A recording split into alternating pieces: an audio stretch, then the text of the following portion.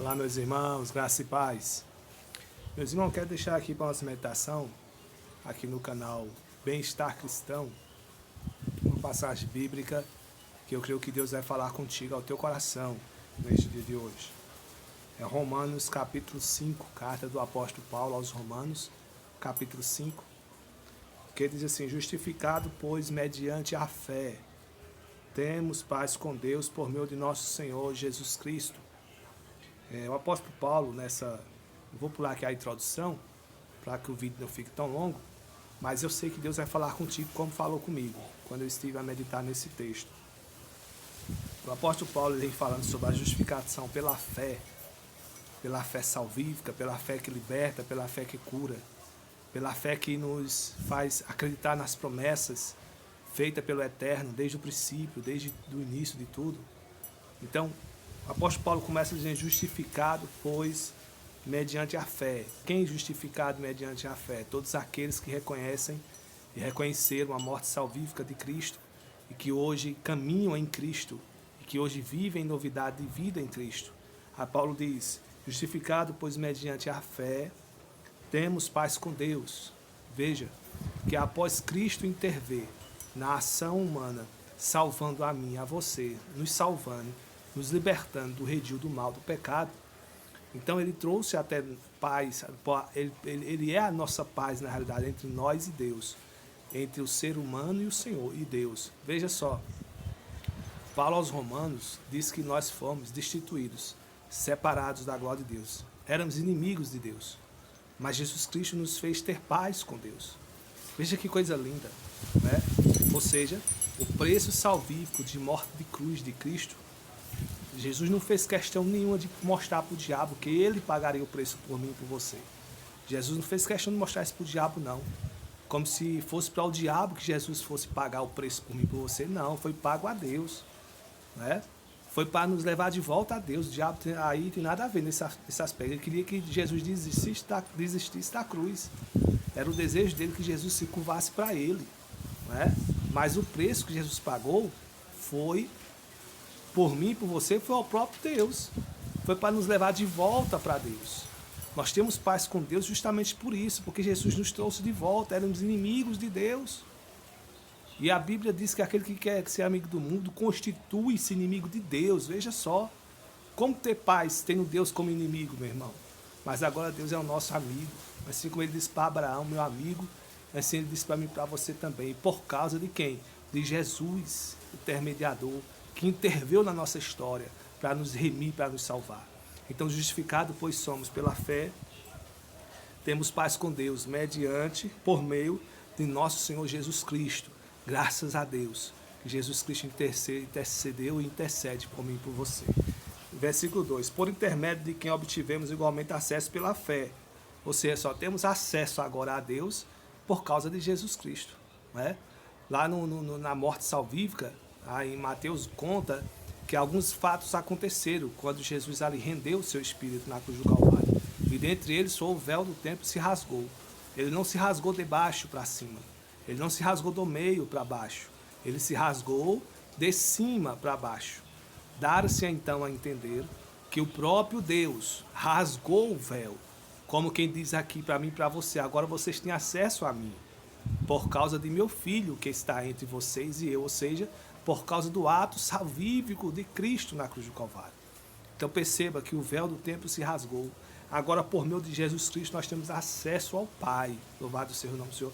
É por isso que Jesus falou, dizendo, quando orares, e nos ensinou a respeito da oração, ele nos fala que nós devemos orar sempre rendendo graças. E também em seu nome. Tudo que pedis ao Pai em meu nome recebereis, né? Agora veja o restante do versículo. Aquilo que glorifica ao Pai, tá? Para muitas pessoas pensar, rapidinho tanta coisa, nada chegou. Mas será que essas coisas que você tem pedido glorificam ao Pai? Será que é para a glória de Deus que você quer receber, quer ter, quer possuir? Então, veja direitinho como o versículo está escrito. Mais um decorrer da leitura aqui, para não ficar longo o vídeo. E por intermédio de quem obtivemos acesso pela fé, e esta graça, na qual estamos firmes, gloriemo-nos na esperança da glória de Deus. Gloriemo-nos na esperança da glória de Deus. Amém? Glorie-se na esperança. de que a qualquer momento esse céu que nós vemos, ele se rasgará e o Senhor aparecerá entre as nuvens e nos receberá, iremos encontrar-nos com ele nos ares. A esperança que temos é saber que Cristo está vindo, a promessa está de pé. Não é? Antes de Jesus vir à terra, não é? Há mais de 2000 anos atrás, Jesus pisar aqui na terra, a promessa de esperança já estava traçada para o homem, dada por Deus desde o princípio, desde o início. Já havia o plano salvífico de Deus. Não é? E todas as promessas se cumpriram até Cristo e estão se cumprindo até os nossos dias. Então, firmemos-nos firme na esperança de que Jesus vem. Versículo número 3. E não somente isto, mas também nós gloriemo-nos nas próprias tribulações, sabendo que a tribulação produz perseverança. E aqui eu concluo dizendo assim, irmãos, veja só. Olha o que o apóstolo Paulo está dizendo. Parece o pensamento de alguém masoquista, que apanha e parece que gosta de apanhar, como quem bate mais que estou gostando, né? Dá uma ideia assim, porque veja, como é que eu vou me gloriar nas tribulações? Como é que eu estou passando por tribulação e tenho que me gloriar? É mesmo que eu chegar aí para você e dizer, olha, você está atribulado, está vivendo tribulação, aí você está morto, não estou mais aguentando de tanta tribulação. Aí eu vou dizer para você, então sorria, seja alegre. Aí você vai dizer, como é que pode ser alegre em meio à tribulação? Se a tribulação, o que nós temos de tribulação é que traz angústia, traz dores, traz percas, traz sentimentos desagradáveis. Como é que eu posso me regozijar, me alegrar, me gloriar nas tribulações? Mas veja o que Paulo está dizendo. Não é que Paulo seja masoquista, mas é uma realidade em Cristo, de quem está em Cristo pode viver isto aqui. Olha o que Paulo diz. E não somente isto, mas também nós gloriamos nas próprias tribulações. Por que nós gloriamos nas próprias tribulações? Primeiro, o versículo já começa dizendo, não somente isto. Não somente isto o quê? O que nós lemos no versículo 1 e versículo 2. Nós estamos em Cristo, estamos com a fé firmada em Cristo, confirmada em Cristo, não é?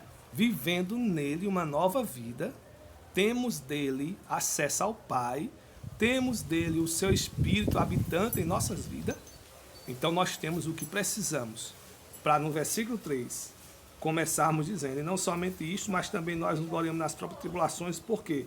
Porque sabemos que a tribulação produz perseverança. Então a tribulação que você está vivendo aí, não é para a morte, para a desgraça, para a desonra, para a pobreza, não. É para que produza em mim, em você, como diz o texto aí, esperança. Perseverança, é para que produza perseverança. Por que perseverança? Perceba que Paulo está dizendo que a tribulação, ela não veio para nos matar. Ela não está visível em nossa volta, ou em nossas vidas, ou até mesmo no nosso lar, às vezes no nosso casamento, na família. Ela não está ali somente para nos matar, para nos destruir. Pelo contrário, ela está ali para cooperar em nós, para que nós aprendamos a ter perseverança. Por que perseverança? Por que por este meio? Tem que ser por este meio. Porque é nos momentos de dificuldades que mais lembramos que temos aquele que preserva e persevera por mim e por você, amando-nos, né? Que é o próprio Cristo. Ele nos ama, ele nos vê, ele nos vigia, ele nos guarda, ele permite nós passar situações e tribulações, mas em todos os momentos ele passa conosco, nós não estamos só, né? Então perceba que quando passamos a tribulação, ela não vem para nos matar, ela vem para cooperar com a nossa conduta cristã, com a nossa fé, para produzir em nós perseverança. E por que produzir perseverança? Porque é a única palavra que às vezes falta na vida do ser humano. Falta na vida do evangélico, do católico, do espírita, de qualquer que seja a religião, falta na vida de todos. Ah, mas eu sou cristão. Falta também perseverança. Infelizmente, somos tentados, nesse mundo que vivemos, a não perseverar, a desistir com facilidade, a não ir mais adiante, a parar por aqui mesmo, a dizer que não aguento mais, não suporto mais. Mas a tribulação que você está vivendo, ela está cooperando para produzir em você perseverança. É por isso que você ainda não desistiu. É por isso que você não chutou o balde ainda, porque essa tribulação está produzindo perseverança. E essa perseverança está agindo em nós de que forma? nos fazendo acreditar que o Senhor, Deus dos exércitos, há de intervir na nossa vida para nos dar vitória, há de intervir na causa para nos dar vitória, há de intervir na saúde para nos dar vitória, há de intervir nas papeladas para nos dar vitória nesse ano de 2024. Ou seja, que essas tribulações, você perceba que ela está gerando em você perseverança. É por isso que você ainda não chutou o balde. E nem vai chutar a partir de agora. Pelo contrário, vai continuar na oração, vai continuar na perseverança e esperar de Deus o milagre acontecer na sua vida. Por isso, a tribulação produz em nós esse peso de esperança, de perseverança, tá certo? A tribulação é um termo de nossa linguagem portuguesa, mas vem do latim, se não me engano, chamado tribulum. E tribulum era uma ferramenta agrícola que se usava naqueles dias para debulhar grãos. Pegava os grãos com a casca, colocava em cima de uma parte do tribulum, que era tipo um pedaço grande de madeira a ponto agudo com pontas de ferro, e a outra parte vinha por cima também com pontas de ferro em cima do grão. Então essas duas roscavam uma na outra e fazia a separação da palha e o grão, né? Então, quando a Bíblia fala aqui sobre tribulação, é como que Deus está dizendo assim: não te preocupa não, que não é para a morte não, eu estou tirando de você grãos, ou separando o grão da palha, né? Eu estou tirando as palhas, a palha não serve, só serve para ser queimada. Então é Deus dizendo: estou limpando você, você como um grão precisa germinar, precisa brotar, precisa gerar, então estou limpando você. É como que Deus está dizendo isso para mim e para você neste momento, tá? Então a tribulação, que vem desse termo latim tribulum, que quer dizer justamente essa ferramenta de debulhar, não é? Separar o grão da casca, da palha. Que o Senhor faça isso em nós.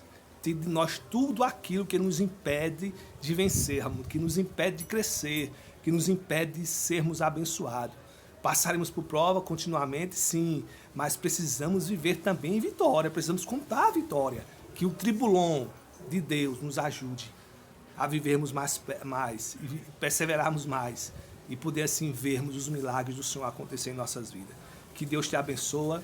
Essa é a nossa mensagem para o nosso canal aí, Bem-Estar Cristão. Compartilha para que outras pessoas sejam abençoadas em nome de Jesus. Paz do Senhor.